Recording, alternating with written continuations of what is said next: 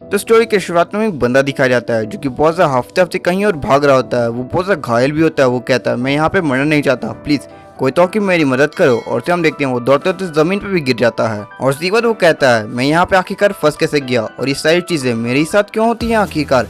और से हम देखते हैं उसके बारे में पता चलता है ये टमी किसी योसोई नाम का चैलेंजर है और ये तो एक लो रैंक का चैलेंजर भी है। लेकिन तभी अचानक से एक इलाइट रैंक का डीमन या फिर कह लो एक बहुत ज्यादा पावरफुल मॉन्स्टर जो कि योसोई की तरफ बढ़ रहा होता है। योसोई उसे देखते हुए कहता है ये तो एक इलाइट रैंक का डीमन है और आखिरकार ये यहाँ पे कैसे हो सकता है, ये तो इस डंजर में नहीं होते हैं। और वो डीमन स्माइल कर रहा होता है योसोई का जैसे कोई मजाक उड़ा रहा हो। योसोई उसे देखते हुए बहुत ज्यादा गुस्सा होते हुए कहता है आखिरकार ये कैसे हो सकता है, तुम मुझे मार सकते हो लेकिन तुम मेरा मजाक तो नहीं उड़ा सकते हो। और आखिरकार तुम्हारी हिम्मत कैसे हो मुझे नीची नजर से देखते हुए। लेकिन तुम डीमन तुम मेरी बातों को ध्यान से सुनो, मैं हार नहीं मानने वाला हूँ। चाहिए दुनिया मेरे ऊपर पूरी तरह से हंसे या फिर पूरी दुनिया में मुझे कोई भी मेरा अपना कहने लायक ना बचे, पूरी दुनिया भले ही मुझे अबेंडन कर दे लेकिन फिर भी मैं हार नहीं मानने वाला हूँ। और इसी बाद योसोई अपनी स्वॉर्ड को लेते हुए उस डीमन के ऊपर अटैक करने के लिए बढ़ जाता है। लेकिन तभी वो डीमन अचानक से योसोई के ऊपर ही अटैक कर देता है जिस वजह से योसोई बहुत ज्यादा घायल हो जाता है। योसोई उस दर्द को महसूस करते हुए कहता है ये तो बहुत ज्यादा दर्द कर रहा है। और इसी के साथ वो डीमन अपने हाथ में अपनी की को इकट्ठा करने लगता है जिसे देखते ही योसोई वहाँ से घसीटते घसीटते किसी तरह से भागने की कोशिश कर रहा होता है।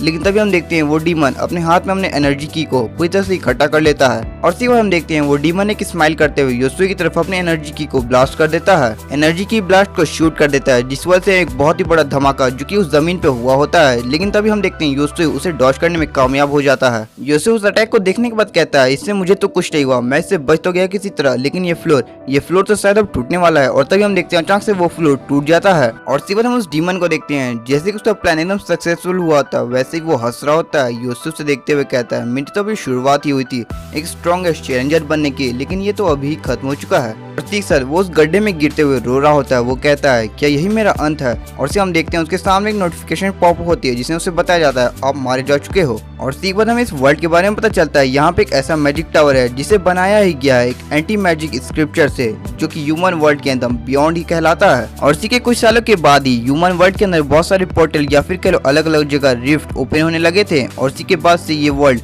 बिल्कुल ही चेंज हो चुका है, ये फिर कह लो या फिर एक गेम की तरह ही बदल चुका है जिसके अंदर गेम की सारी मौज वाली चीज मौजूद है। लेकिन साथ ही साथ यहाँ पे बहुत सारे खतरनाक मॉन्स्टर भी एग्जिस्ट में हैं। और इस गेम के अंदर जो भी लोग जाते हैं वो बहुत ज्यादा वेल्दी, पावरफुल और पॉपुलर हो जाते हैं, वो भी बहुत ज्यादा जल्द। लेकिन इस गेम को खेलने का एक रिस्क है, अगर आप इसके अंदर मारे जाते हो तो आप रियल वर्ल्ड के अंदर भी मारे जाओगे और साथ ही साथ इसके साथ ही आपका कोई सबूत भी नहीं बचेगा कि आप गेम के अंदर मरे हो या फिर बाहर। और जिस प्लेयर की मौत मैजिकल टावर के अंदर होती है उसकी मौत रियल वर्ल्ड के अंदर भी हो ही जाती है। और इसी के बाद हम योसोई को देखते हैं जो एक जगह पे बेहोश पड़ा होता है, लेकिन अचानक उसकी आंखें खुलती हैं। वो कहता है क्या मैं फिर से मर चुका हूँ। और इसी पर बहुत ज्यादा परेशान होते हुए कहता है अगर ये सारी चीजें इसी तरह से चलती रहें तो ये मेरे लिए बिल्कुल भी अच्छा नहीं होगा। और इसी हम देखते हैं उसके सामने एक विंडो पॉप हो जाती है। उस विंडो में उसे बताया जाता है आपकी जो डेथ है उसे कंफर्म किया गया है, इस वजह से ही आपकी स्किल इन्फिनाइट रिवाइवल को एक्टिवेट किया जा रहा है और केवल से अभी 10 सेकंड ही बाकी है, इसके बाद आप रिवाइव हो जाओगे। और से वो योसोई हमें इस स्किल के बारे में बताता है। वो कहता है इन्फिनिट रिवाइवल ये एक ऐसी स्किल है मैजिक टावर के अंदर आप कितनी बार मर जाओ लेकिन आप फिर से जिंदा हो जाओगे।